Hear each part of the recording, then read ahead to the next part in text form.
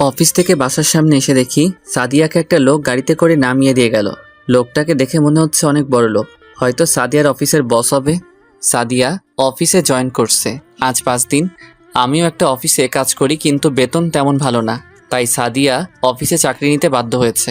আমার অফিসে কোনো পদ খালি নেই, তাই সাদিয়া অন্য অফিসে চাকরি নেয়। আমার থেকে সাদিয়ার বেতন ভালো। আমরা দুজন দুজনকে ভালোবেসে বিয়ে করেছি, কিন্তু আমার আর সাদিয়ার পরিবার মেনে নেয়নি, তাই দুজনে একটা বাসায় ভাড়া থাকি। আমার যে বেতন তা দিয়ে বাসা ভাড়া খাওয়া দাওয়া ঠিক মতো হয় না, তাই সাদিয়া অফিসে চাকরি নেয়। তো যাই হোক, আমি বাসার ভিতরে ঢুকে কলিং বেল চাপ দিলাম। সাদিয়া এসে দরজা খুলে দিল। কি ব্যাপার, আজকে তোমার এত দেরি হলো কেন আসতে? অফিসে একটু কাজ ছিল, তাই আসতে লেট হয়ে গেল। ঠিক আছে, তুমি ভেতরে এসে ফ্রেশ হয়ে নাও, আমি টেবিলে খাবার দিচ্ছি। আচ্ছা, লোকটা কে ছিল? তুমি কার কথা বলছো? তোমাকে যে বাসার সামনে নামিয়ে দিল। ও, তুমি বসের কথা বলছো? আসলে আমি অফিস শেষে রাস্তায় দাঁড়িয়েছিলাম রিক্সার জন্য। তারপর বস এসে আমাকে বলল গাড়িতে ওঠার জন্য, কিন্তু আমি উঠতে চাইনি। ওনার জোরাজুরিতে উঠতে বাধ্য হলাম। তারপর উনি আমাকে বাসার সামনে নামিয়ে দিয়ে গেল। উনি তোমাকে কেন বাসায় নামিয়ে দিয়ে গেল? আসলে এই 5 দিনে বস আমার কাজ দেখে অনেক খুশি হয়। তারপর থেকে উনি আমাকে অনেক ভালো জানে। ও ঠিক আছে, আমি ফ্রেশ হয়ে আসছি, তুমি খাবার রেডি করো।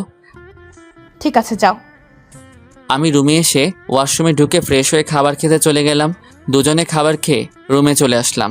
তারপর সাদিয়া আমাকে জড়িয়ে ধরে শুয়ে পড়ল। দেখতে দেখতে আরও কিছুদিন চলে গেল। এখন সাদিয়া অনেক রাত করে বাসায় আসে, আর মোবাইলে দেখি কার সাথে যেন হেসে হেসে কথা বলে। এখন আমার ঠিক মতো খেয়াল রাখে না। একদিন অফিসের একটা কাজের জন্য অন্য একটা অফিসে যাচ্ছিলাম, হঠাৎ রাস্তার পাশে একটা পার্ক চোখে পড়ল। লোকটাকে দেখে চিনে ফেললাম, কিন্তু মেয়েটার চেহারা দেখতে পাচ্ছি না। আমি রিক্সা থেকে নেমে তাদের ওখানে গেলাম। আমি একটু দূরে দাঁড়িয়ে মেয়েটার চেহারা দেখতে গেলাম। তারপর ঠিকভাবে তাকিয়ে যাকে দেখলাম তার জন্য মোটেও প্রস্তুত ছিলাম না। ঠিকই ধরেছেন, সাদিয়া। তার মানে সাদিয়া অফিসের কাজ ফেলে রেখে তার বসের সাথে ঘুরে বেড়ায়। তার মানে সাদিয়া এখন আমার নেই। আমি আর দাঁড়িয়ে না থেকে রিক্সা নিয়ে যে কাজে বেরিয়েছি সেটা করে নিজের কর্মস্থলে চলে আসলাম। অফিস ছুটি হওয়ার পর একটা রিক্সা নিয়ে বাসায় চলে আসলাম। বাসায় এসে দেখি সাদিয়া এখনো বাসায় আসে নাই। আমি চাবি দিয়ে তালা খুলে ভিতরে ঢুকলাম। প্রায় 1 ঘন্টা পর বাহিরে গাড়ির হর্ন বাজলো। আমি জানালা দিয়ে বাইরে তাকিয়ে দেখি সাদিয়া তার বসের গাড়ি থেকে নামলো। সাদিয়ার হাতে দেখি অনেকগুলো শপিং ব্যাগ। বসকে বিদায় দিয়ে সে কলিং বেল চাপ দিল। আমি গিয়ে দরজা খুলে দিলাম। তুমি কখন আসলে? আগে বলো, তোমার হাতে এগুলো কি? আসলে বস আজকে আমাকে শপিং মলে নিয়ে গিয়ে এগুলো কিনে দিছে। আমি মানা করছি, তারপরেও উনি জোর করে কিনে দিছে। তাহলে তোমার হাতে এত দামি মোবাইল কোথা থেকে আসলো? তোমার হাতে তো এই মোবাইল ছিল না। এটাও আজকে উনি কিনে দিছে। আমার হাতের মোবাইলের যে অবস্থা তা দেখে বসের অনেক খারাপ লাগছে। ও, তা আজকে অফিসের সময় তুমি কোথায় ছিলে? কেন? আমি তো অফিসে ছিলাম। না, আসলে আজকে আমি তোমার অফিসের পাশ দিয়ে যাচ্ছিলাম। মনে করছি তোমার সাথে দেখা করব, পরে আর করি নাই, দেরি হয়ে যাচ্ছে তাই। আচ্ছা, তুমি কি আমাকে সন্দেহ করছো? আমি ঠিক তা বলিনি। সাদিয়া আর কোনো কথা না বলে রুমে চলে গেল। আমি ভাবতে লাগলাম, সাদিয়া এখন মিথ্যা কথা বলতে শুরু করেছে। যাকে এত বিশ্বাস করছিলাম সে এখন আমার সাথে মিথ্যা কথা বলে। রাতে দুজনে খাবার খেয়ে শুয়ে পড়লাম। হঠাৎ মাঝরাতে ঘুমটা ভেঙে গেল। পাশে দেখি সাদিয়া নেই, হয়তো ওয়াশরুমে গেছে। 30 মিনিট হয়ে গেল, সাদিয়া আসার কোনো খবর নেই। তাই আমি বিছানা থেকে উঠে ওয়াশরুমে গেলাম। দেখি সাদিয়া নেই।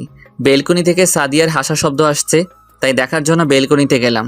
গিয়ে দেখি সাদিয়া কার সাথে যেন হেসে হেসে কথা বলছে। তার মানে সাদিয়া তার বসের সাথে কথা বলছে।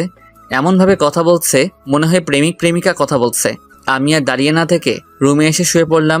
প্রায় 30 মিনিট পর সাদিয়া এসে শুয়ে পড়ল। তার মানে সাদিয়া তার বসের সাথে প্রেম করছে। না, আমাকে এটা সত্যিটা জানতে হবে। আসলে কি সাদিয়া তার বসের সাথে প্রেম করছে? সকালে ঘুম থেকে উঠে আমি তো অবাক হয়ে গেলাম। দেখি সাদিয়া বিছানায় নেই।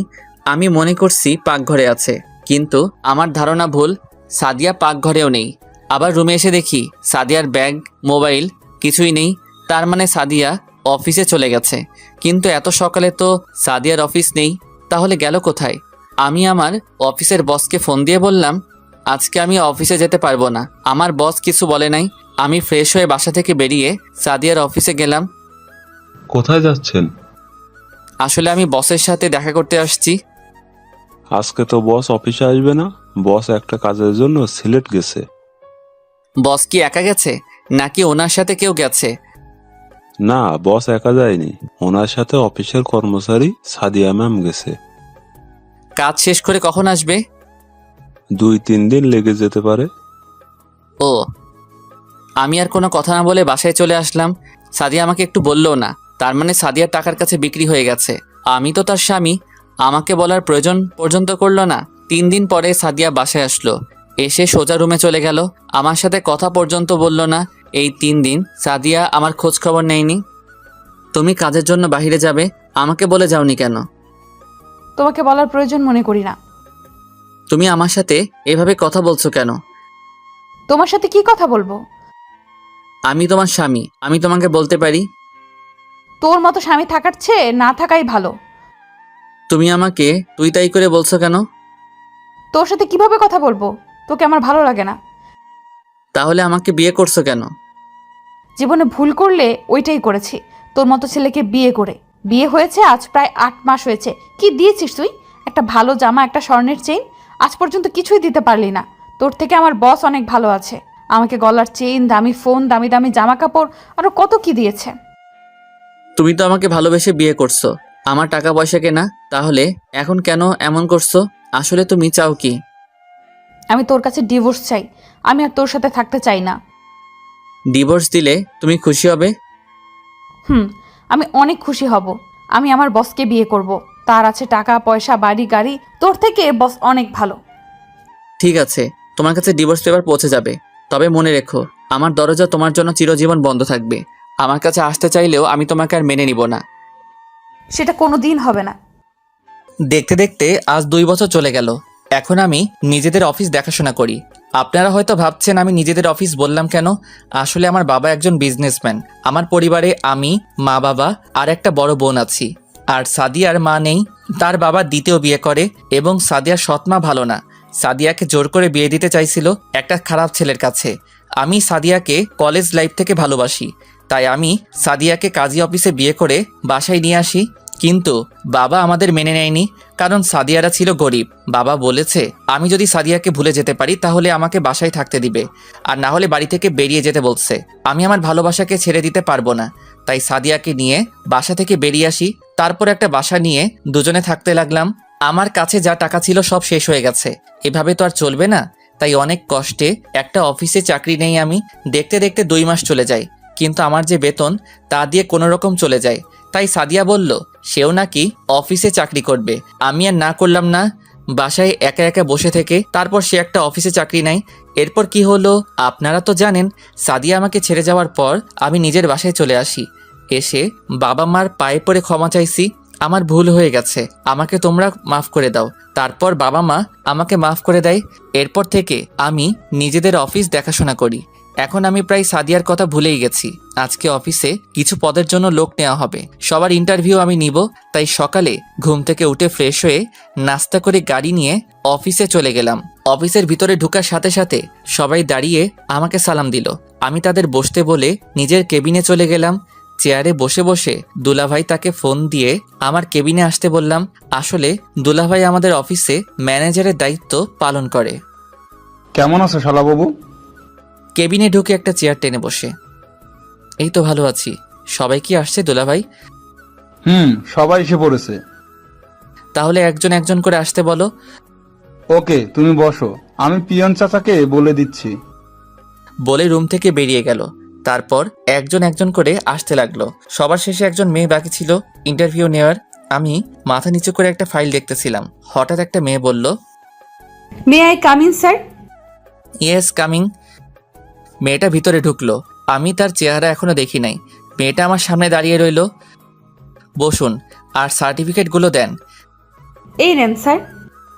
যেই না মেয়েটার দিকে তাকিয়ে সার্টিফিকেট নিব, আমি তো মেয়েটাকে দেখে মোটেও প্রস্তুত ছিলাম না। এ আর কেউ নয়, সাদিয়া। কিন্তু সাদিয়া আগের থেকে অনেক শুকিয়ে গেছে। চেহারার কি অবস্থা করছে। সাদিয়া আমাকে দেখে বলল, রাসেল তুমি? Hello miss. রাসেল না, স্যার বলবেন। Sorry sir. তা বসকে বিয়ে করে আবার চাকরির জন্য কেন আসলেন? আমি কাউকে বিয়ে করি নাই।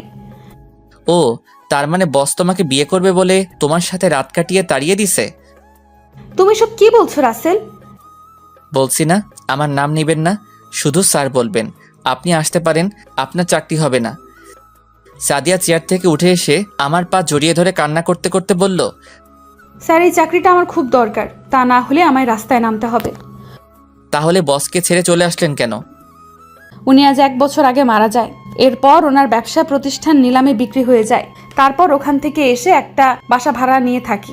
মানুষের বাসায় কাজ নিচ্ছিলাম, কিন্তু তাদের বাসার ছেলেরা আমার শরীরের দিকে তাকিয়ে থাকে, তাই বাসা বাড়ি আর কাজ করি নাই। গার্মেন্টসে চাকরি নিছি, কিন্তু কিছুদিন আগে গার্মেন্টসে আগুন লাগে। তারপর 1 মাস বসে থাকলাম, ঠিকভাবে একবেলা ভাত পর্যন্ত খেতে পারতাম না। কিছুক্ষণ থেমে আবার বলতে লাগলো, অনেক কষ্টেই দিনটা কেটেছে। একদিন পাড়ার এক ভাই বলল, তোর পড়ালেখা আছে, তুই গিয়ে অফিসে চাকরি কর। কিন্তু আমি বললাম, অফিসে তো চাকরি করতে ঘুষ লাগে, আমি তো তাদের ঘুষ দিতে পারবো না। তখন ভাইয়া বলল, এই অফিসের বস না অনেক ভালো, উনি টাকা নিয়ে চাকরি দেয় না, উনি যোগ্যতা দেখে চাকরি দেয়। তারপর আসলাম ইন্টারভিউ দিতে। এতক্ষণ সাদিয়া কথাগুলো বলতেই চোখের পানি দিয়ে পুরো শরীর ভিজে গেছে। কেমন জানি সাদিয়ার জন্য একটু মায়া হলো, কিন্তু তাকে আরো কষ্ট দিতে হবে। আমি যতটুকু কষ্ট পেয়েছি তার থেকে ওকে আরো বেশি কষ্ট পেতে হবে। আপনাকে আমি চাকরি দিতে পারি, তবে আমার কিছু শর্ত আছে। কি শর্ত বলুন, আমি আপনার সব শর্তে রাজি আছি। আমার এখানে চাকরি করতে হলে আমার কথা মতো চলতে হবে। আমি যখন যা বলবো আপনাকে তাই করতে হবে। অফিসে কারোর সাথে বসে গল্প করা যাবে না। সঠিক টাইমে অফিসে আসতে হবে। ঠিক টাইমে অফিসে আসতে না পারলে বেতন থেকে টাকা কেটে নেওয়া হবে। যদি এসব কিছু অমান্য করেন তাহলে আপনাকে 20 লক্ষ টাকা জরিমানা এবং থানায় ঢুকিয়ে দেওয়া হবে। এবার বলুন, আপনি রাজি? আমি আপনার সব শর্তে রাজি আছি। তাহলে এখানে একটা সই করুন। বলা তো যায় না কোন সময় কথা ঘুরিয়ে নেন। তারপর সাদিয়া সই করে দিল। ঠিক আছে, আপনাকে বেতন দেওয়া হবে 20,000 টাকা করে। এবার আপনি বাসায় চলে যান। কালকে ঠিক টাইমে অফিসে চলে আসবেন, আর অফিস টাইম কিন্তু 9টায়। কথাটা মনে রাখবেন। সাদিয়া মাথা নিচু করে অফিস থেকে বেরিয়ে গেল। তার মানে সাদিয়া এখনো বিয়ে করেনি। নিশ্চয়ই তার বস তাকে ভালোবাসে নাই, ভালোবেসেছে তার শরীরকে। এখন টাকা কোথায় গেল? টাকার জন্য আমাকে ছেড়ে চলে গেছো? আমি তাকে আর কখনো মেনে নিব না। যেই মেয়ে বিয়ের পরে স্বামীকে রেখে অন্য লোকের সাথে প্রেম ভালোবাসা করতে পারে, সেই মেয়েকে কখনো ভালোবাসা যায় না। হঠাৎ পিছন থেকে কে যেন জড়িয়ে ধরলো। আমি তাকিয়ে দেখি রিয়া। এই রিয়া, কি করছো? ছাড়ো, কেউ দেখে ফেলবে। এটা অফিস, কখন কে চলে আসে। তুমি আজকে সকালে আমাকে ফোন দাও নাই কেন? আসলে অফিসের কিছু পদের জন্য লোক নিয়েছিলাম, তাই তোমাকে ফোন দিতে পারি নাই। ঠিক আছে চলো, এখন তো দুপুর হয়ে গেছে, বাইরে গিয়ে দুজনে লাঞ্চ করব। ঠিক আছে চলো। তারপর দুজনে অফিস থেকে বাইরে এসে গাড়ি নিয়ে একটা রেস্টুরেন্টের সামনে গাড়ি থামালাম। গাড়ি থেকে নেমে দুজনে রেস্টুরেন্টে ঢুকলাম। দুজনে খাবার খেয়ে আবার অফিসে চলে আসলাম। রিয়া কিছুক্ষণ থেকে বাসায় চলে গেল। এবার আপনাদের বলি, রিয়া আমাকে ভালোবাসে, কিন্তু আমি তাকে ভালোবাসি না। সত্যি কথা বলতে কি, সাদিয়াকে আমি এখনো ভুলতে পারি নাই। তার জন্য প্রতিদিন রাতে কান্না করি। আজকে তাকে দেখে অনেক খুশি হয়েছি, কিন্তু আগের কথাগুলো মনে পড়তেই রাগ উঠে গেল। বাবা মা রিয়াকে পছন্দ করে রেখেছে আমার জন্য, আমি তো না করে দিছি, কিন্তু রিয়া পাগলামি শুরু করে দিছে। আমি যদি তাকে বিয়ে না করি তাহলে সে আত্মহত্যা করবে। তারপর রিয়াকে আমি বলছি তাকে আমি 6 মাস পরে বিয়ে করব। রিয়াও আমার কথায় রাজি হয়ে গেল, কিন্তু হুটহাট করে সবার সামনে জড়িয়ে ধরে। এটা আমার কাছে ভালো লাগে না। তো যাই হোক, অফিসের কাজ শেষ করে বাইরে এসে গাড়ি নিয়ে বাসায় যেতে লাগলাম। হঠাৎ রাস্তার পাশে চোখ পড়ল। দেখি সাদিয়া রাস্তার পাশে ভ্যান গাড়ি থেকে বাচ্চাদের জন্য জামা কাপড় কিনতে আসে। কিনা শেষ হলে হাঁটতে হাঁটতে কোথায় যেন যেতে লাগলো। আমি তাকে ফলো করে যেতে লাগলাম। যেতে যেতে দেখি সাদিয়া একটা বাসায় ঢুকে গেল। আমি গাড়িটা এক জায়গায় রেখে বাসার পিছন দিকে চলে গেলাম, কারণ বাসাটা ছিল একতলা। পিছন দিকে গিয়ে জানালা দিয়ে ভিতরে তাকিয়ে আমি মোটেও প্রস্তুত ছিলাম না। জানালা দিয়ে তাকিয়ে দেখি সাদিয়া একটা বাচ্চা ছেলেকে বুকের দুধ খাওয়াচ্ছে। তার মানে সাদিয়া অন্য একটা বিয়ে করছে, নাকি তার বসের সাথে অবৈধ সম্পর্ক করার পর বাচ্চা হয়েছে। হতেও পারে যে মেয়ে আমার সাথে মিথ্যা কথা বলতে পারে, সে মেয়ে এসব করবে না, তার কি প্রমাণ আছে? আমি আর না তাকিয়ে গাড়ি নিয়ে বাসায় চলে আসলাম। কলিং বেল চাপ দেওয়ার পর আম্মু এসে দরজা খুলে দিল। কিরে, এতক্ষণ কোথায় ছিলি? তোর দুলাভাই বলল তুই নাকি অনেকক্ষণ আগে অফিস থেকে বেরিয়েছিস। একটু বন্ধুদের সাথে দেখা করতে গেছি, অনেকদিন হলো তাদের সাথে আড্ডা দেই না, তাই গেলাম। ঠিক আছে, রুমে গিয়ে ফ্রেশ হয়ে আয়, আমি টেবিলে খাবার দিচ্ছি। ঠিক আছে আম্মু, বলে নিজের রুমে চলে আসলাম। এসে ফ্রেশ হয়ে সবার সাথে খাবার খেয়ে রুমে চলে আসলাম। পরের দিন সকালে ঘুম থেকে উঠে ফ্রেশ হয়ে নাস্তা করে গাড়ি নিয়ে অফিসে চলে গেলাম। অফিসের ভিতরে ঢুকে দেখি সাদিয়া চলে এসেছে। তাকে দেখে মনে হচ্ছে অনেক দৌড় দিয়ে অফিসে এসেছে, কারণ তার পুরো শরীর ঘামে ভিজে গেছে। আমি আমার কেবিনে আসার সময় সাদিয়াকে বললাম আমার কেবিনে আসার জন্য। কিছুক্ষণ পর সাদিয়া অনুমতি নিয়ে কেবিনে আসলো। মিস সাদিয়া, দাঁড়িয়ে কেন, বসুন। না স্যার, আমি এভাবেই ঠিক আছি। আমি বলছি না বসার জন্য? জি স্যার। তা বাচ্চার বাবা কি তোমার বস নাকি অন্য কেউ? আপনি জানলেন কিভাবে আমার বাচ্চার কথা? জেনেছি একভাবে, আমি যেটা বলছি সেটার উত্তর দেন। ওর বাবা নেই, আমার নিজের দোষে তার বাবা আমাকে ছেড়ে চলে যায়। কেন চলে যায় তা কি জানতে পারি? সেটা আমি বলতে পারবো না। আমি আর কোনো কথা না বলে দুলাভাইকে ফোন দিয়ে আমার কেবিনে আসতে বললাম। কিছুক্ষণ পর দুলাভাই আসলো। বলো শালাবাবু, কেন রেখেছো? দুলাভাই, মিস সাদিয়াকে তার কেবিনটা দেখিয়ে দেন। আর এই নিন মিস সাদিয়া, দুটো ফাইল। এগুলো আজকে অফিস ছুটি হওয়ার আগে রেডি করে দিবেন। কিন্তু শালল। কি হলো মিস সাদিয়া, আমার কথা আপনি শুনতে পান নাই? জি স্যার, শুনতে পেয়েছি। তাহলে বসে আছেন কেন? তাড়াতাড়ি করে রেডি করে দেন। দুলাভাই, তুমি মিস সাদিয়াকে তার কেবিনে নিয়ে যাও। ওকে শালাবাবু। তারপর সাদিয়াকে দুলাভাই সাথে করে নিয়ে গেল। হঠাৎ ফোনটা বেজে উঠল। তাকিয়ে দেখি রিয়া ফোন দিয়েছে। এই মেয়েটার জ্বালায় ও আর বাঁচলাম না। বলো। কি করে আমার জানটা? অফিসে বসে কাজ করছি। ঠিক আছে, তাহলে তুমি কাজ করো, লাঞ্চের টাইমে ফোন দিবে। ঠিক আছে, বাই। ওকে, বাই জান, লাভ ইউ টু। বলে ফোন কেটে দিল। তারপর বসে বসে অফিসের কাজ করতে লাগলাম। আসলে আমি সাদিয়াকে যে 2টা ফাইল দিলাম, ওই 2টো ফাইল 2 দিন লাগবে রেডি করতে। দুলাভাই ফাইল দুটো দেখে কিছু বলতে যাবে, তার আগে আমি দুলাভাইয়ের কথা বন্ধ করে দিলাম। কাজ করতে করতে দুপুরের লাঞ্চের টাইম হয়ে গেছে, তাই ভাবছি বাহির থেকে খেয়ে আসবো। যেই ভাবা সেই কাজ। কেবিন থেকে বেরিয়ে সাদিয়ার দিকে তাকিয়ে আমি অবাক হলাম। দেখি সাদিয়া পুরো ঘেমে গেছে। অফিসে এসি চালু, তারপরও সে ঘেমে গেছে। অফিসের সবাই খাবার খেতে চলে গেছে, কিন্তু সাদিয়া এখনো বসে বসে কাজ করছে। আমি দাঁড়িয়ে না থেকে বাইরে এসে গাড়ি নিয়ে রেস্টুরেন্টে চলে গেলাম।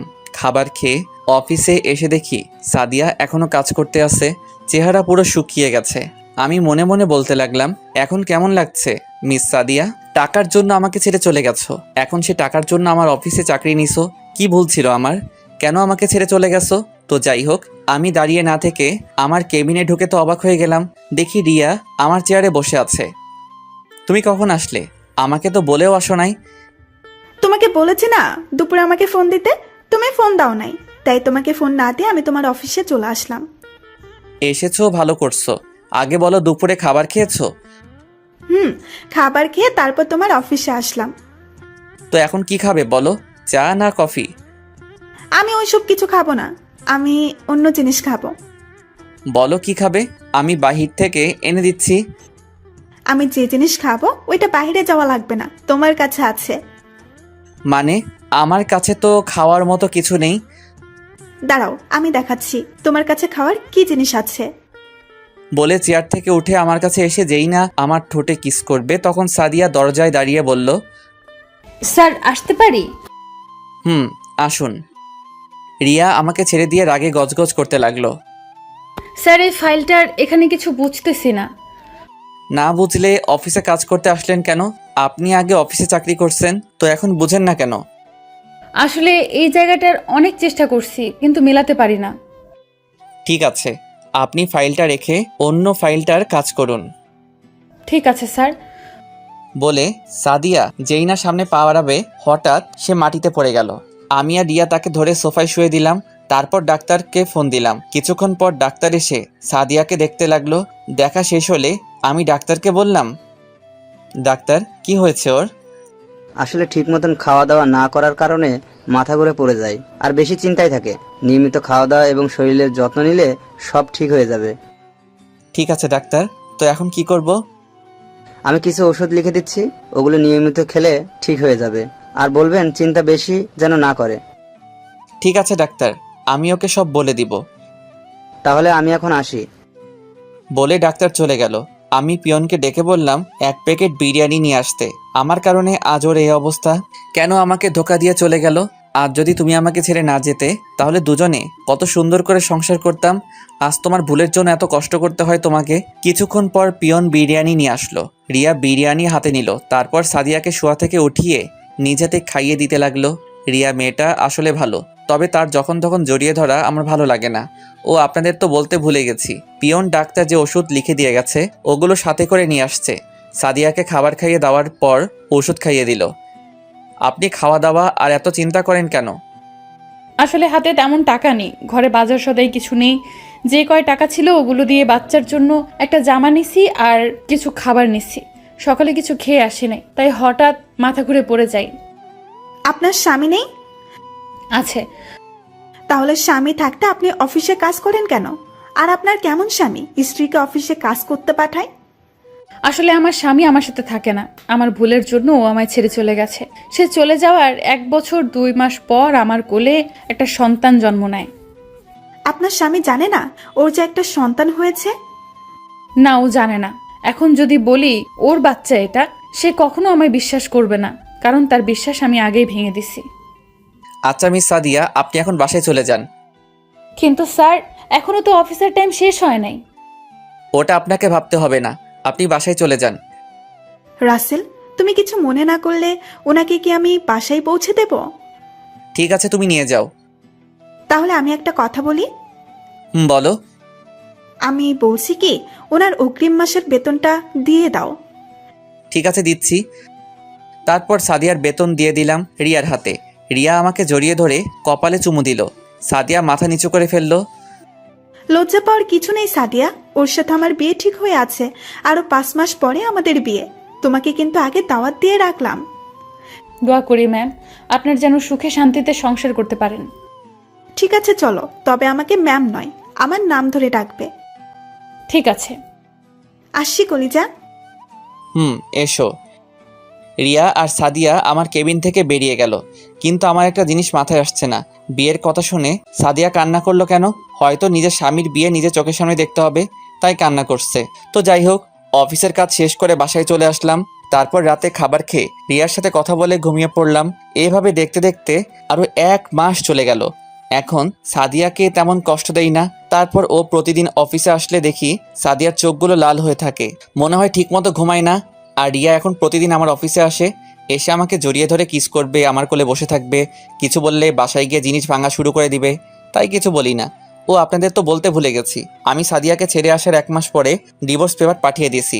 সকালে ঘুম থেকে উঠে ফ্রেশ হয়ে নাস্তা করে গাড়ি নিয়ে অফিসে চলে আসলাম।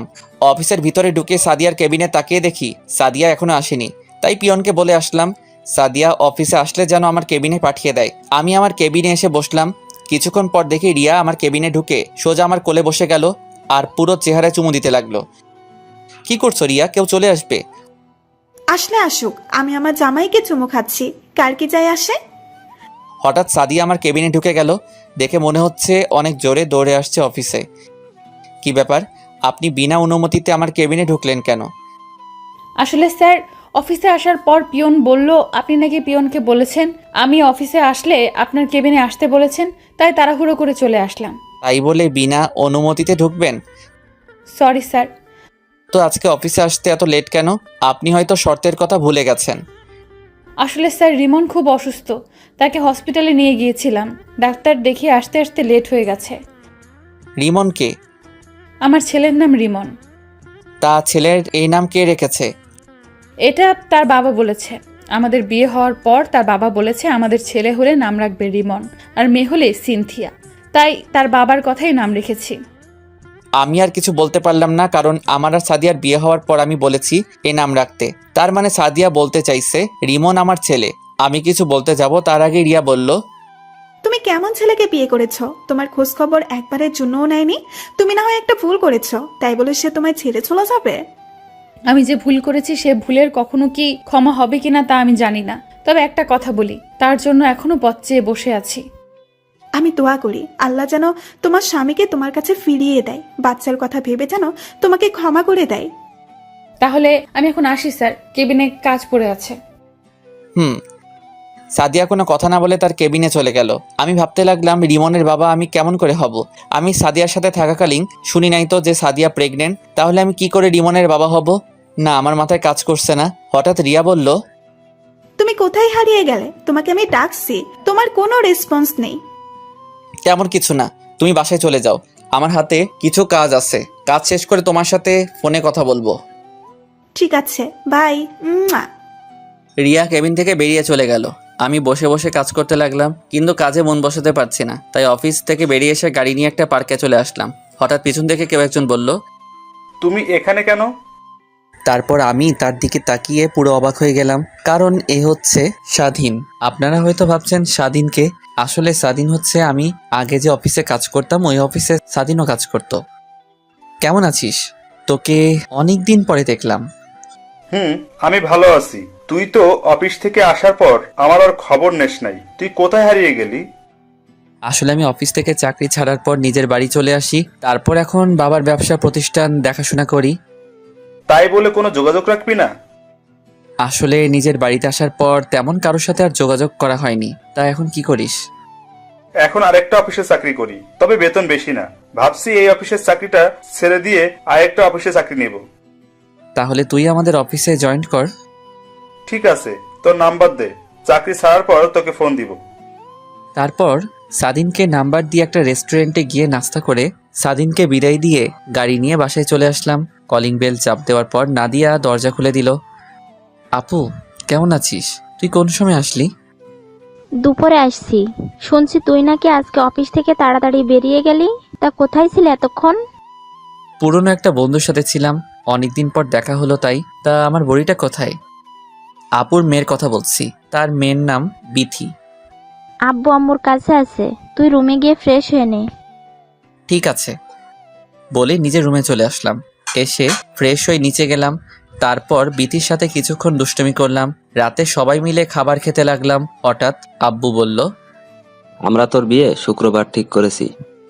আমার তো বিয়ে করার কথা 6 মাস পরে, এখন মাত্র 2টা মাস গেছে। রিয়ার আব্বুর শরীর তেমন ভালো না, তাই রহমান সাহেব বলছে যত তাড়াতাড়ি সম্ভব বিয়েটা দিয়ে দিতে। আমরা সিদ্ধান্ত নিয়েছি আগামী শুক্রবার তোদের বিয়ে।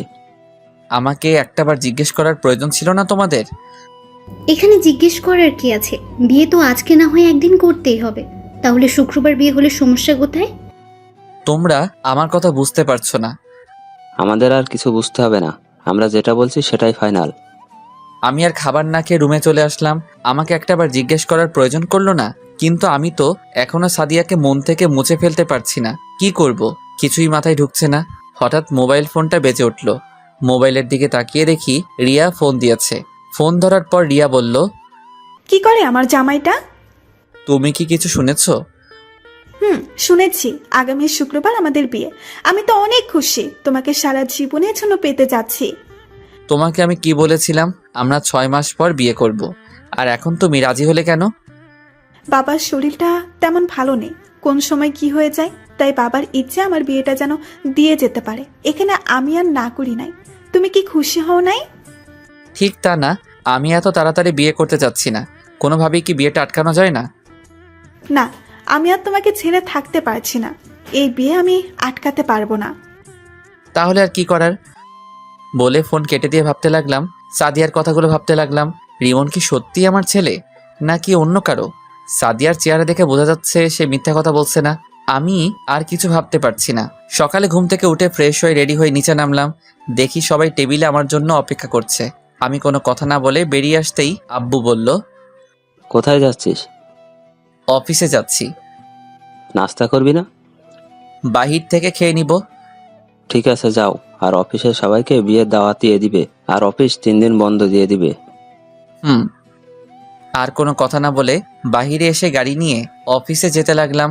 না জানি সাদিয়া আমার বিয়ের কথা শুনলে কি করবে। অনেক ভেবেছি, আর না, আমি রিয়াকে বিয়ে করব। সাদিয়া যদি টাকার জন্য আমাকে ছেড়ে অন্য কাউকে বিয়ে করতে পারে, তাহলে আমি কেন রিয়াকে বিয়ে করতে পারবো না? তারপর একটা রেস্টুরেন্টে ঢুকে নাস্তা করে অফিসে চলে গেলাম।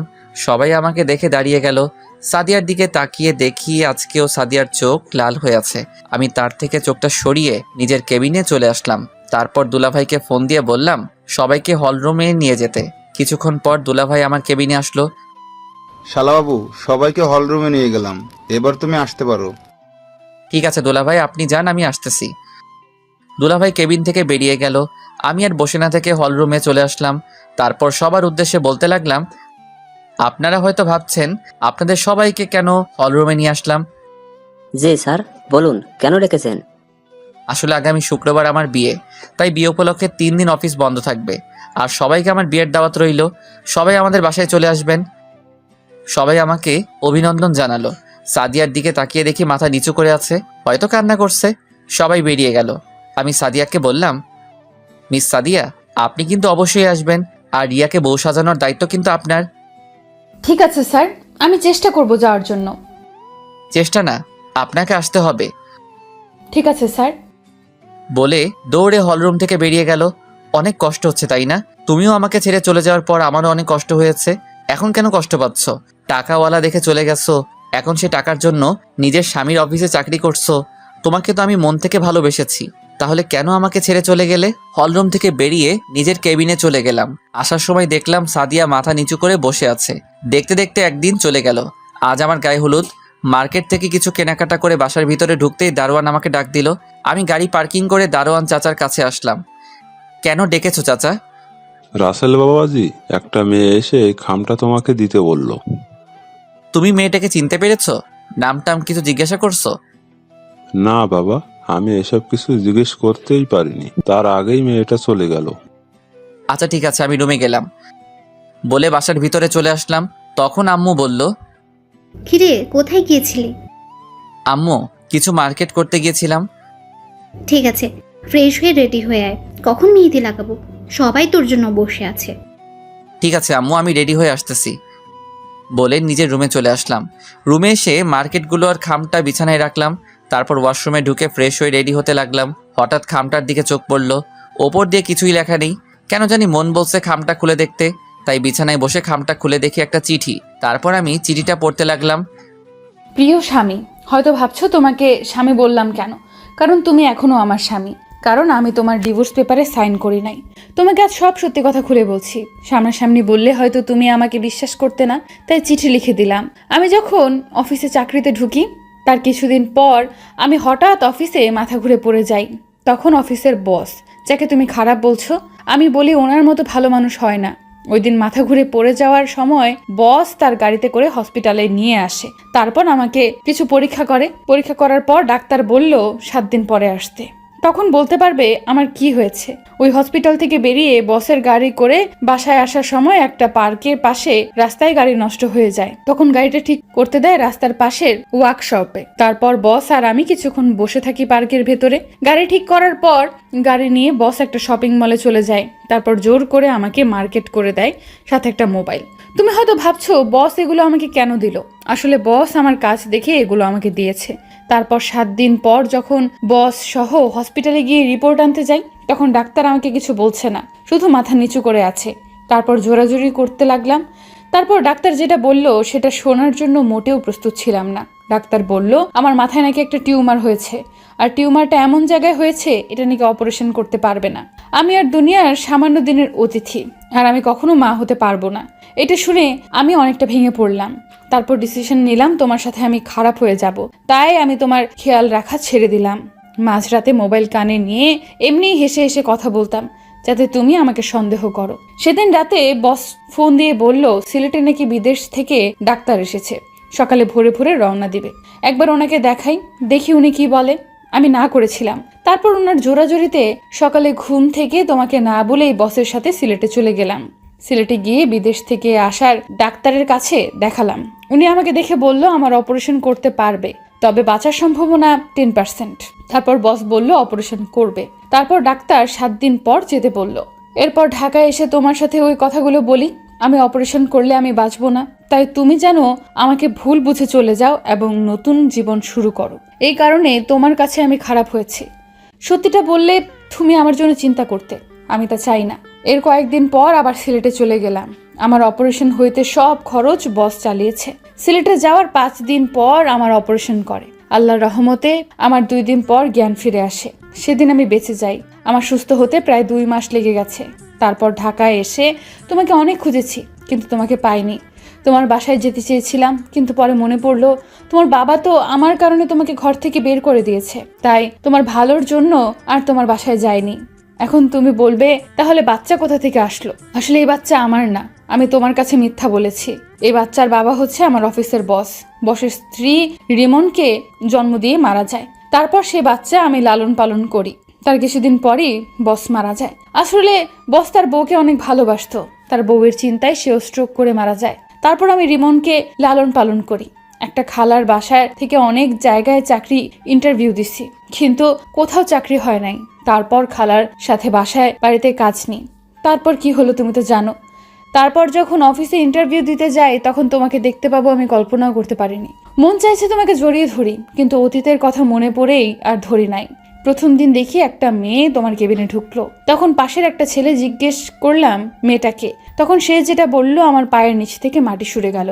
ও বলেছে তোমার আর রিয়ার বিয়ে ঠিক হয়ে আছে। আমি মনে করেছি তোমাকে যখন পেয়েছি তাহলে আবার আপন করে নেব, সব সত্যি বলে দেব। কিন্তু যতবার তোমার কাছে যাব ততবার রিয়া অফিসে চলে আসে। এর কিছুদিন পর যখন তুমি বললে তোমার বিয়ে, আমি তখন কি করব ভেবে পাচ্ছি না। তখন সিদ্ধান্ত নিলাম আমি আর এখানে থাকবো না, অনেক দূরে রিমনকে নিয়ে চলে যাব। আমি নিজের চোখে তোমার বিয়ে দেখতে পারবো না, তাই অনেক দূরে চলে গেলাম। আমাকে খুঁজেও পাবে না। তুমি রিয়াকে নিয়ে সংসার করো। আমি দোয়া করি আল্লাহ যেন তোমাদের দুজনকে সারা জীবন একসাথে রাখে। ইতি তোমার হতভাগা স্ত্রী। আমি পুরো পড়ে চোখের পানি ফেলতে ফেলতে জামা কাপড় ভিজিয়ে ফেলেছি। আমি কি করলাম? একটা নির্দোষ মেয়েকে খারাপ বললাম? আমি কি করে পারলাম এমনটা করতে? আমি কোনো রকম চোখের পানি মুছে একটা জামা গায়ে দিয়ে বাসা থেকে বেরিয়ে গাড়ি নিয়ে সাদিয়া যেখানে থাকতো সেই বাসায় গেলাম। কিন্তু গিয়ে দেখি বাসায় তালা মারা। সাদিয়াকে খুঁজতে লাগলাম পুরো শহরে। হঠাৎ একটা ট্রাক এসে আমার গাড়িটাই মেরে দিল। আমার গাড়িটা একটা গাছের সাথে বাড়ি খায়। তারপর আর আমার কিছু মনে নেই। দেখতে দেখতে 3 বছর চলে গেল। আপনারা হয়তো ভাবছেন এই 3 বছরে কি হলো। আসলে আমি অ্যাক্সিডেন্ট হওয়ার পর 2 বছর কোমায় ছিলাম। আমার মাথায় অনেক জোরে আঘাত লাগে। 2 বছর পর যখন কোমা থেকে ফিরিয়ে আসি, তারপর এই বছর ধরে সাদিয়াকে খুঁজতে লাগলাম। অনেক জায়গায় খুঁজেছি সাদিয়াকে, কিন্তু কোথাও পাইনি। কোমা থেকে আসার পর 6 মাস খুঁজেছি। তারপর থেকে অফিস দেখাশোনা করি, অফিসের ফাঁকে ফাঁকে বিভিন্ন জায়গায় খুঁজতে বের হই। এখন আপনারা বলবেন রিয়ার কি হলো। আসলে রিয়া 2টা বছর আমার সেবা যত্ন করেছে। মেয়েটা আমাকে সত্যি অনেক ভালোবাসে, কিন্তু আমি সাদিয়াকে ছাড়া কিছু ভাবতে পারছি না।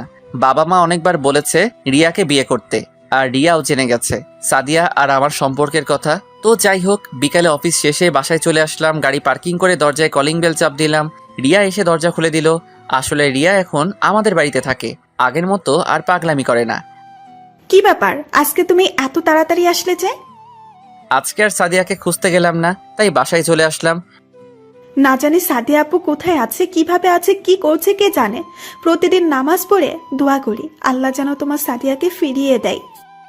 রিয়া, তুমি তো আমার সবকিছু জেনে গেছো, তারপরও কেন এখানে পড়ে আছো? আমার এই মনে শুধু সাদিয়া থাকবে। আমি অন্য কাউকে এই মনে জায়গা দিতে পারবো না। আমি তোমাকে অনেক ভালোবাসি রাসেল, তোমাকে না দেখে থাকতে পারবো না। তোমাকে নাই পেলাম, তবে তোমাদের বাড়ি থেকে যেতে বলো না, আমি না হয় কাজের মেয়ে হয়ে থাকবো। এ তুমি কি বলছো? তুমি এ বাড়িতে সারা জীবন থাকো, কোনো সমস্যা নেই, তবে তোমার তো একটা ভবিষ্যৎ আছে। কতদিন এভাবে পড়ে থাকবে? তুমি যেমন সাদিয়াকে তোমার মনে জায়গা দিয়েছো, তেমন আমার এই মনে তোমাকে জায়গা দিয়েছি। আমি তোমাকে ছেড়ে অন্য কোথাও থাকতে পারবো না। তুমি আমাকে বিয়ে করে কখনো সুখী হতে পারবে না। আমি বলি তুমি অন্য কাউকে বিয়ে করো। আমি আর কখনো বিয়ে করব না। যদি বিয়ে করতে হয় তোমাকে করব, আর না হয় চিরকুমারী থাকবো। রিয়া, এসব পাগলামি করো না। সহজ সরল মানুষগুলো আঘাত পেতে পেতে একদিন ঠিকই পরিবর্তন হয়ে যায়। সুখের আকাশটা আজ রাতের মতো কালো, সাজানো স্বপ্নগুলো হয়ে গেল এলোমেলো। ঠিক আছে, আমি রুমে যাচ্ছি। আব্বু আম্মু কোথায়? ওনারা রুমে আছে, তুমি গিয়ে ফ্রেশ হয়ে নাও। রুমে এসে ফ্রেশ হয়ে নিলাম। রাতে খাবার খেতে গেলাম, তখন আব্বু বলল, কত আর এভাবে সাদিয়াকে খুঁজবি? আমি বলি কি, তুই রিয়াকে বিয়ে করে নে। আজ 3টা বছর কেটে গেছে, এখনো সাদিয়াকে পাস নাই। তুই বাবা আর না করিস না। মেয়েটা তোর জন্য 3টে বছর অনেক কষ্ট করেছে, আমাদের অনেক খেয়াল রেখেছে। তুই রাজি হয়ে যা বাবা। ঠিক আছে, আমাকে কিছুদিন সময় দাও, আমি ভেবেচিন্তে বলছি। বলে খাবার খেয়ে রুমে চলে আসলাম। এভাবে দেখতে দেখতে আরো 10 দিন চলে গেল। হঠাৎ অফিসের একটা কাজের জন্য সিলেটে যেতে হবে, যশোর যেতে হবে। যশোরের কথা শুনে আমার একটা কথা মনে পড়ে গেল। সাদিয়া বলেছে তার এক বান্ধবী যশোর থাকে। সাদিয়ার ইচ্ছে ছিল তার বান্ধবীর সাথে দেখা করার, কিন্তু কাজের চাপের কারণে আর যাওয়া হয়নি। কিন্তু আমি তার বান্ধবীকে কখনো দেখিনি, তাহলে কিভাবে চিনব? দেখি কাজের ফাঁকে খুঁজে পাওয়া যায় কিনা। না পেলে কি আর করার, রিয়াকে বিয়ে করতে হবে। তো সকালে রেডি হয়ে বাসার সবাইকে বলে গাড়ি নিয়ে বের হয়ে গেলাম। প্রায় 5-6 ঘন্টা পর যশোর এসে পৌঁছালাম। একটা হোটেলে উঠলাম। রুমে এসে ফ্রেশ হয়ে দুপুরের খাবারের জন্য বাইরে গেলাম। হোটেলেও খাওয়া যায়, অর্ডার দিলে রুমে দিয়ে যায়, কিন্তু বাইরে যাচ্ছি সাদিয়াকে খোঁজার জন্য। একটা রেস্টুরেন্টে ঢুকে খাবার খেয়ে বাইরে আসলাম। গাড়ি নিয়ে বের হলাম না, বাইরে এসে দেখি একটা পার্ক দেখা যায়, তাই পার্কে চলে গেলাম।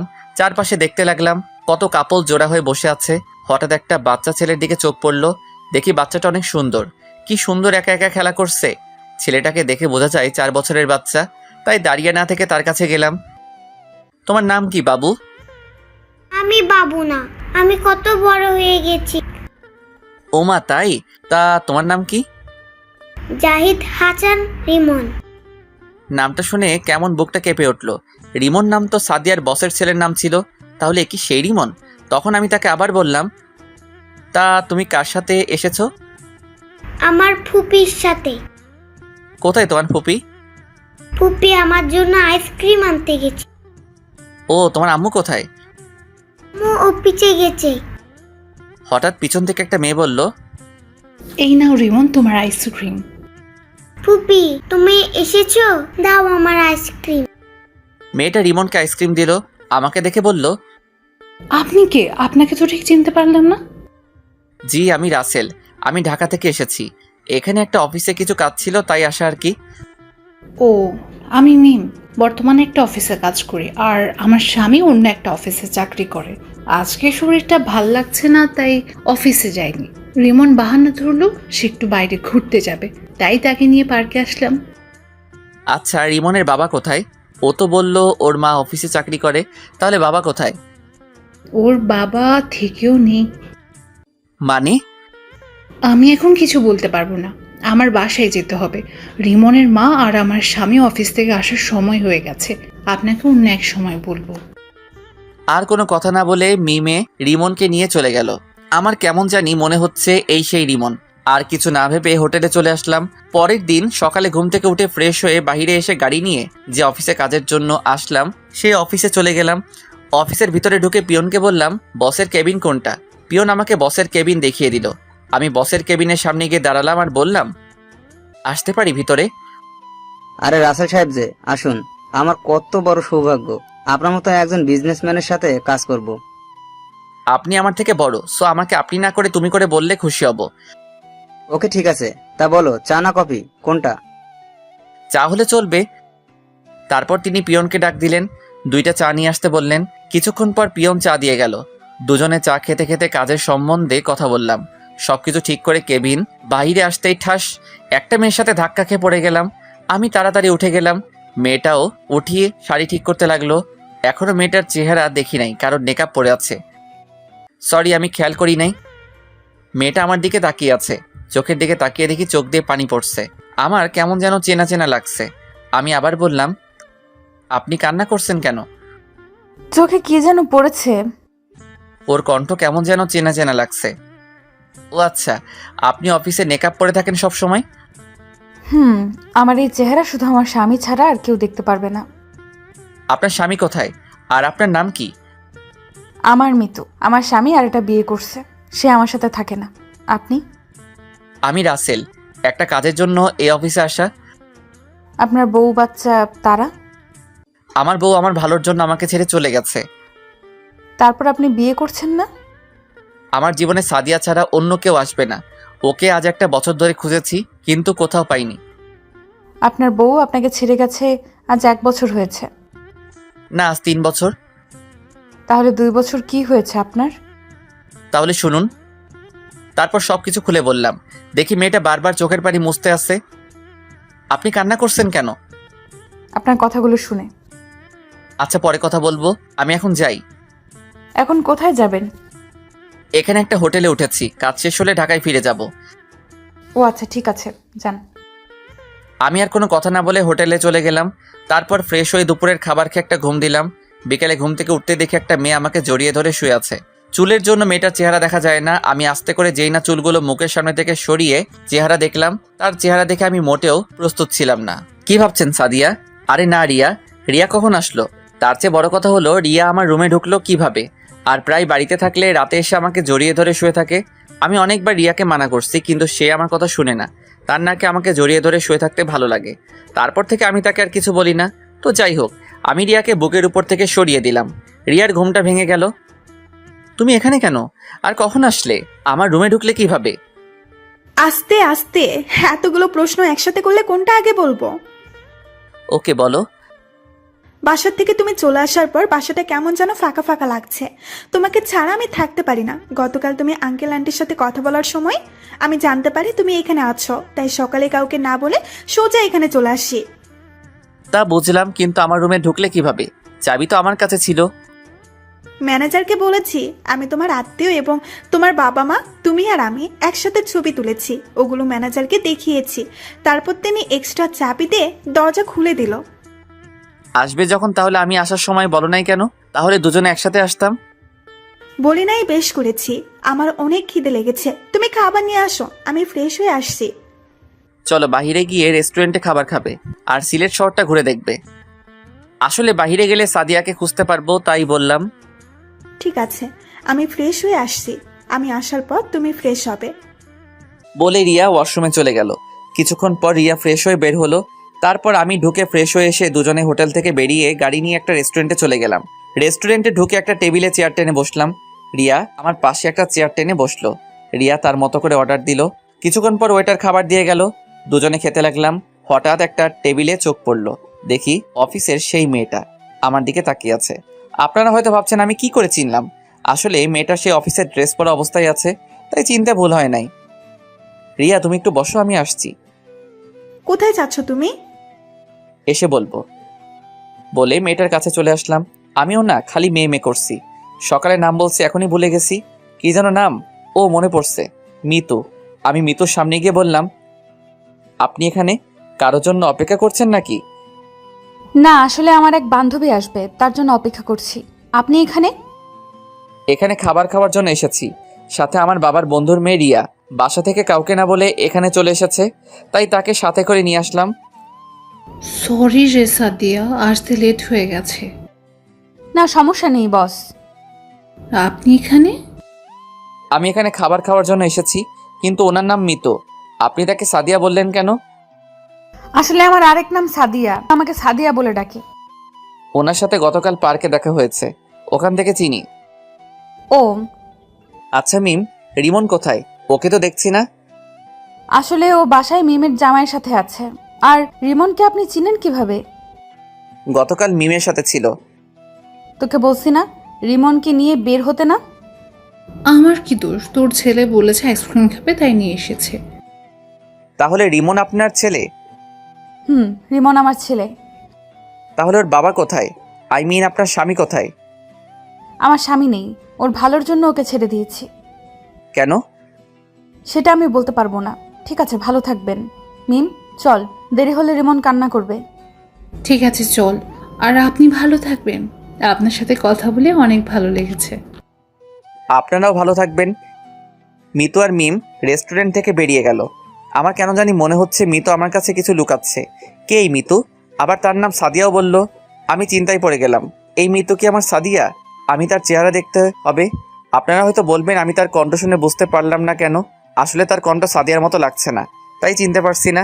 আর কোনো কিছু না ভেবে রিয়ার কাছে চলে গেলাম। ওরা কে? আর এতক্ষণ কি কথা বলছো? তেমন কোনো কথা বলি নাই। ওই মেয়েটার সাথে সকালে যে অফিসে কাজের জন্য আসছিলাম ওখানে কথা হয়েছে, তাই জিজ্ঞেস করতে গেলাম এখানে কি করছো। ও আর কোনো কথা না বলে খাবার খেয়ে রেস্টুরেন্ট থেকে বেরিয়ে গাড়ি নিয়ে হোটেলে চলে আসলাম। পরের দিন শুক্রবার ছিল। সকালে ঘুম থেকে উঠে ফ্রেশ হয়ে বাহিরে চলে আসলাম হাঁটার জন্য। রিয়া এখনো ঘুমিয়ে আছে। আপনারা এখন বলবেন রাতে রিয়া কোথায় ঘুমাইছে? রিয়া আর আমি এক খাটে ঘুমিয়েছি, কিন্তু মাঝখানে কোলবালিশ দিয়ে। রিয়া রাতে কোলবালিশ সরিয়ে আমাকে জড়িয়ে ধরে শুয়েছিল। আমি তাকে বলছি আরেকটা রুম নেওয়ার জন্য, কিন্তু সে একা ঘুমাবে না। তো যাই হোক, হাঁটতে হাঁটতে হঠাৎ দেখি রিমন একটা বাসার সামনে বল নিয়ে খেলছে, তাই আমি তার কাছে গেলাম। রিমন আমাকে দেখে বলল, আঙ্কেল কেমন আছেন? আমি ভালো আছি, তুমি কেমন আছো? আমি ভালো আছি আঙ্কেল। তুমি এখানে একা একা খেলা করছো কেন? আর এটা কার বাসা? এটা আমাদের বাসা, আমরা এই বাসায় থাকি। তোমার আম্মু আর ফুপি কোথায়? তারা বাসার ভিতরেই আছে, চলুন আমার সাথে। আজকে যাব না, অন্য একদিন যাব। আমি কোনো কথা শুনবো না, আপনি আমার সাথে ভিতরেই যাবেন। রিমনের জোড়াজুড়িতে বাসার ভিতরে ঢুকলাম। রিমন আমাকে সোফায় বসিয়ে ভিতরে চলে গেল। আমি বাসার ভিতরে সবকিছু দেখতে লাগলাম। হঠাৎ কে যেন পিছন থেকে বলল, কে আপনি? আর বাসার ভেতরে কেন আসলেন? তারপর আমি তার দিকে তাকিয়ে যাকে দেখলাম তার জন্য মোটেও প্রস্তুত ছিলাম না। আমি দৌড়ে গিয়ে তাকে জড়িয়ে ধরলাম আর পুরো চেহারায় চুমু খেতে লাগলাম। আপনারা কি ভাবছেন সাদিয়া? ঠিকই ধরেছেন, এ আর কেউ নয়, সাদিয়া। আমি কান্না করে দিলাম আর বলতে লাগলাম, সাদিয়া তুমি এতদিন কোথায় ছিলে? আমি তোমাকে অনেক খুঁজেছি কিন্তু কোথাও পাইনি। তুমি আমাকে সত্যিটা বললে না কেন? তুমি জানো না আমি তোমাকে অনেক ভালোবাসি। আমি তোমাকে সত্যিটা বলতে চেয়েছি, কিন্তু যখন শুনলাম তোমার আর রিয়ার বিয়ে, তখন আমি অনেক কষ্ট পেয়েছি। তারপর একটা চিঠি লিখে তোমাদের দারোয়ানের কাছে দিয়ে আমার বান্ধবী মিমের কাছে চলে আসলাম, আর এখানে এসে একটা অফিসে চাকরি নিছি। তাহলে তুমি আমার কাছে পরিচয় লুকিয়ে রেখেছো কেন? আমি মনে করছি তুমি আমাকে ভুলে গেছো, কিন্তু অফিসে তোমার কথা শুনে বুঝলাম তুমি আমাকে এখনো ভালোবাসো। তোমাকে জড়িয়ে ধরতে ইচ্ছে হয়েছে, কিন্তু অফিসে থাকার কারণে তাই আর জড়িয়ে ধরলাম না। আমি জানি রিয়া তোমাকে অনেক ভালোবাসে, তাই তোমার কাছ থেকে লুকিয়ে রয়েছি। তুমি ভাবলে কি করে তোমাকে ছাড়া আমি রিয়াকে ভালোবাসবো? আমার এই মনে শুধু সাদিয়া ছাড়া অন্য কেউ আসতে পারবে না। আম্মু, তুমি আঙ্কেলকে জড়িয়ে ধরেছো কেন? আমি সাদিয়াকে ছেড়ে রিমনকে কোলে নিয়ে কপালে চুমু দিয়ে বললাম, আমি তোমার আঙ্কেল না, আমি তোমার বাবা। আজ থেকে আমাকে বাবা বলে ডাকবে। কিন্তু আম্মু তো বললো আমার বাবা নেই। তোমার আম্মু মিথ্যা কথা বলেছে। তুমি এখান থেকে চলে যাও, তুমি রিয়াকে বিয়ে করো, দেখবে তুমি অনেক সুখী হবে। মেয়েটা তোমার জন্য অনেক কষ্ট করেছে।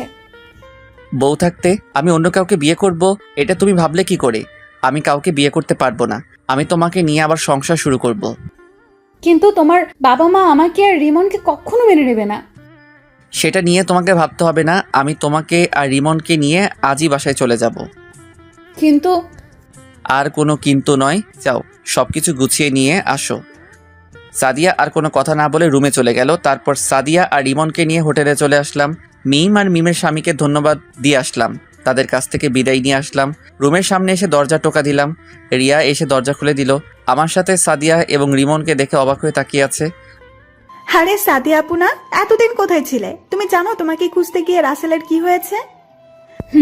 সব কিছু জানি, আর এখন পর্যন্ত বেঁচে আছে তোমার কারণে। তুমি যদি তার সেবা যত্ন না করতে তাহলে রাসেল এত তাড়াতাড়ি সুস্থ হয়ে উঠতে পারতো না। আমি আমার কর্তব্য পালন করছি। বাইরে কেন, ভিতরে আসো। আর ওকে? ও আমার ছেলে রিমন। তুমি যাও, সবকিছু গুছিয়ে নাও, আমরা আজকে বাসায় চলে যাব। ঠিক আছে। বলে রিয়া সবকিছু গোছাতে লাগলো, কিন্তু রিয়ার চোখে পানি দেখতে পেলাম। হয়তো আমি সাদিয়াকে ফিরে পেয়েছি এই জন্য, নাকি অন্য কিছু, এখন এসব নিয়ে ভাবা যাবে না। তারপর সবাই গাড়িতে এসে বসলো। রিয়া পিছনের সিটে বসলো আর সাদিয়া আমার সাথে সামনের সিটে বসলো রিমনকে নিয়ে। 5-6 ঘন্টা পর ঢাকায় এসে পৌঁছে গেলাম। বাসার ভিতরে ঢুকে গাড়ি পার্কিং করে সবাই বেরিয়ে দরজার সামনে এসে দাঁড়িয়ে কলিং বেলটা চাপ দিলাম। সাদিয়া আর রিমন আমার পিছনে ছিল। আম্মু এসে দরজা খুলে দিল। আমাদের দেখে আম্মু বলল, কিরে, তোরা হঠাৎ না বলে চলে আসলি যে? আম্মু আমি আমার স্ত্রীকে খুঁজে পেয়েছি। কোথায় তোর স্ত্রী? আমি সামনের থেকে সরে গেলাম। সাদিয়া আম্মুকে সালাম করতে গেলে আম্মু তাকে জড়িয়ে ধরে আর কান্না করে দেয়। এতদিন কোথায় ছিলি মা? আমার ছেলেটা তোকে খুঁজতে কি কত যে কষ্ট পেয়েছে তুই কি জানিস? আমার ভুল হয়ে গেছে মা, আমি আর কখনো ওকে ছেড়ে যাব না। আমাকে তুমি ক্ষমা করে দাও। মায়ের কাছে ক্ষমা চাইতে হবে না, আমি তোকে অনেক আগেই মাফ করে দিয়েছি। আজ আমাদের জন্য এত কিছু হয়েছে, তখন তোদের যদি মেনে নিতাম তাহলে এই দিন দেখতে হতো না। তুই আমাকে ক্ষমা করে দিস মা। ছি ছি আম্মু, এ আপনি কি বলছেন? মেয়ের কাছে আম্মু কখনো ক্ষমা চায় না। তোমাদের প্রতি আমার কোনো রাগ অভিমান নেই। আচ্ছা ঠিক আছে, তা ছেলেটা কি? রিমনকে দেখে বলল, আম্মু ও আমাদের ছেলে রিমন। সাদিয়া আমার দিকে অবাক চোখে তাকিয়ে আছে। কি? আমার দাদু ভাইকে রেখে আমি এতক্ষণ তোদের সাথে কথা বলছি? দে দাদু ভাইকে আমার কোলে দে। আমি রিমনকে আম্মুর কোলে দিলাম। তারপর সবাই বাসার ভিতরে ঢুকলাম। আম্মু আব্বু কোথায়? তোর আব্বু রিয়ার বাবার সাথে কথা বলতে গেছে। কেন? তোর আর রিয়ার বিয়ের ব্যাপারে। কিন্তু তুই তো এখন সাদিয়াকে পেয়ে গেছিস, তাহলে তোর বাবাকে ফোন দিয়ে চলে আসতে বল। ফোন করতে হবে না, রিয়ার সাথে রাসেলের বিয়ে হবে। সাদিয়া তুমি কি পাগল হয়ে গেছো? তুমি থাকতে আমি রিয়াকে কেন বিয়ে করব? কারণ রিয়া তোমাকে ভালোবাসে। আমি আর রিয়া মিলে তোমার সাথে সংসার করব। প্লিজ তুমি না করো না। বৌমা, তুমি কি বলছো? আমি ঠিকই বলছি আম্মু। রিয়া না থাকলে রাসেল এত তাড়াতাড়ি সুস্থ হয়ে উঠতো না। রিয়া সব সময় রাসেলের সাথে ছিল। আমি চাই দুজনে সব সময় রাসেলের সাথে থাকতে। কিন্তু তোমার শ্বশুর কি রাজি হবে? আমরা সবাই মিলে বললে রাজি হবে। প্লিজ আম্মু, তুমিও রাজি হয়ে যাও। ঠিক আছে, আমি রাজি। তোমার যা মন চাই করো। ঠিক আছে আম্মু। আর রিয়া, তুমি পারবে না আমার সাথে থেকে সংসার করতে? রিয়া কোনো কথা না বলে সাদিয়াকে জড়িয়ে ধরে কান্না করে দিল। আমি পারবো আপু। এই তো লক্ষ্মী মেয়ে। আরও কিছুক্ষণ কথা বলে আমি আর সাদিয়া নিজের রুমে চলে আসলাম। রিমনকে আম্মু সাথে করে নিয়ে গেল। তারপর ফ্রেশ হয়ে খাবার খেয়ে রুমে চলে আসলাম। সন্ধ্যায় আব্বু বাসায় আসলো। কিছুক্ষণ পর আম্মু এসে ডেকে গেছে। আমি আর সাদিয়া একসাথে নিচে আব্বুর সামনে গেলাম। সাদিয়া আব্বুর পা ধরে সালাম করলো। সাদিয়া মা, তুমি আমাকে ক্ষমা করে দিও। আমার জন্য আজ তোমাদের এই অবস্থা হয়েছে। এ কি বলছেন আব্বু? বাবা হয়ে কখনো মেয়ের কাছে ক্ষমা চাইতে হয় না। ঠিক আছে মা, কিন্তু তুমি তোমার শাশুড়িকে বলছো, এটা কি ঠিক হবে? বাইরের মানুষ কি বলবে? তাদের কথায় আমাদের কিচ্ছু আসে যায় না। আপনি সব কিছু ঠিক করেন। আমি রিয়াকে সাথে নিয়ে রাসেলের সাথে সংসার করতে রাজি আছি। ঠিক আছে মা, তাহলে আগামীকাল ছোট অনুষ্ঠান করে তোমাদের বিয়ে দিব। ঠিক আছে আব্বু, আপনি যা মনে করেন। দেখতে দেখতে আমাদের বিয়ে হয়ে গেল। রিয়ার পরিবার প্রথমে একটু অপ্রস্তুত ছিল, কিন্তু রিয়ার চোখের পানি দেখে আর না করতে পারে নাই। সাদিয়াকে আবার বিয়ে করলাম। দুই বউ রুমে বসে আছে। আমি রুমে ঢুকে দরজা লাগিয়েছিলাম। বাহ বাহ, দুই বউ খাটের উপর ঘোমটা দিয়ে বসে আছে। রিমন আব্বু আম্মুর সাথে ঘুমিয়ে পড়েছে। আমাকে দেখে দুই বউ খাট থেকে নেমে আমার পা ধরে সালাম করলো। আমি দুজনকে জড়িয়ে ধরলাম। তারপর দুই বউ আর আমি উজু করে এসে 2 রাকাত নফল নামাজ আদায় করলাম। সাদিয়া আর রিয়া খাটে গিয়ে বসলো। আমিও খাটে গিয়ে বসলাম। আগে সাদিয়ার ঘোমটা তুললাম। সাদিয়াকে অনেক সুন্দর লাগছে। এবার রিয়ার ঘোমটা তুললাম। বাহ, যেন একটা পরী। আমি তাদের দুজনের দিকে তাকিয়ে দেখতে লাগলাম। সাদিয়া আর রিয়া যেটা করলো তার জন্য মোটেও প্রস্তুত ছিলাম না। দুজনে আমাকে খাটে ফেলে দিয়ে পুরো শরীরে কিস করতে লাগলো। ভাই, জীবনে বাচ্চা থাকলে দুজনকে কখনো বিয়ে করবেন না। এভাবে কি খালি তাকিয়ে থাকবে? বাসর করবে না? তোমরা দুজন একসাথে আমার যে অবস্থা করলে, আমার বাসর করা মিটে গেছে। তোমরা আমাকে ছেড়ে দাও। তুমি বললে তো আর হবে না, আমাদের একটা বাংলাদেশ টিম লাগবে। তাহলে তো আমাকে অনেক পরিশ্রম করতে হবে। করতে হলে করবে। ঠিক বলছো, এখন আমাদের আদর করো। আমি পারবো না, আমি এখন ঘুমাবো। এটা বললে তো আর হবে না, তোমার কাজ শুরু করে দাও। তারপর আর কি, দুজনকে খাটে ফেলে দিয়ে আমার কাজ শুরু করে দিলাম। আরে ভাই, আর সামনে দেখতে হবে না, বিয়ে করে দেখে নিবেন আমি কি করছি। সকালে ঘুম থেকে উঠে দেখি দুজনে আমাকে জড়িয়ে ধরে শুয়ে আছে। দুজনকে দেখতে একদম পরীর মতো লাগছে। হঠাৎ রিয়ার পেটের উপর দেখে কিছু নেই। আমি রিয়ার পেটের উপর হাত বোলাতে লাগলাম। রিয়া কেঁপে উঠলো। রিয়া আমাকে আরো শক্ত করে জড়িয়ে ধরলো। রিয়া জড়িয়ে ধরার সাথে সাথে সাদিয়াও আমাকে জড়িয়ে ধরলো। হাই হাই, আমি কি করব? তাই সকালবেলা আরেকবার করে ফেললাম। কি করলাম তা আমি বলতে পারবো না, আমার শরম করে। আমি কিন্তু গল্পে লুচ্চা হতে পারি, কিন্তু বাস্তবে অনেক ভালো ছেলে। আমার সাথে প্রেম করতে পারো, কিন্তু আমি করব না।